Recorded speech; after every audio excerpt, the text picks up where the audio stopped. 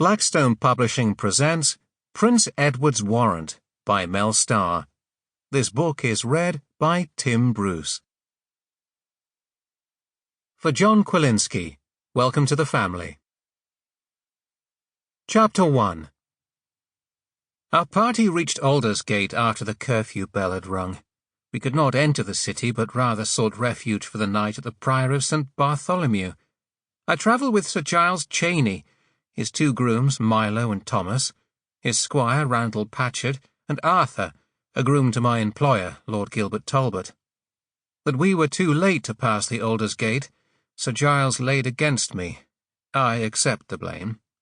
I had attempted to avoid this journey, pointing out to Lord Gilbert my duties to him and his manor at Bampton. He replied that my duty to my future sovereign transcended obligations to him.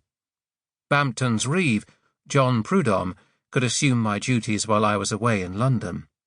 Sir Giles had arrived in Bampton with his grooms and squire on the 14th day of October on a mission for Edward of Woodstock, Duke of Cornwall and Prince of Wales. Edward, he said, wished for the services of Lord Gilbert's surgeon, who had eased his illness at Limoges. I am the only surgeon in Lord Gilbert Talbot's employ. "When the Prince commands me to send you to him," Lord Gilbert said, "your service to me as bailiff here must be dispensable." Edward, Sir Giles said, was weak, in much discomfort, and perhaps near to death. With his father, the king, the prince had embarked in August from Sandwich, with 400 ships, 10,000 archers, and 4,000 men-at-arms intending to retake Edward's possessions in France, lost to the French king. For 6 weeks, foul weather prevented a landing in France, and the expedition was compelled to return to England. A failure, a costly failure. 6 weeks at sea in storms of wind and rain will tax the healthiest of men, which Prince Edward was not.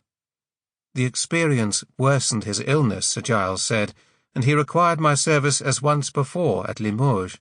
I am no physician, but know enough of herbs that when I met Prince Edward at Limoges, I told him that his symptoms might be relieved if he consumed tansy, thyme, cress, and bramble leaves, crushed to an oily paste with root of fennel, then mixed with wine.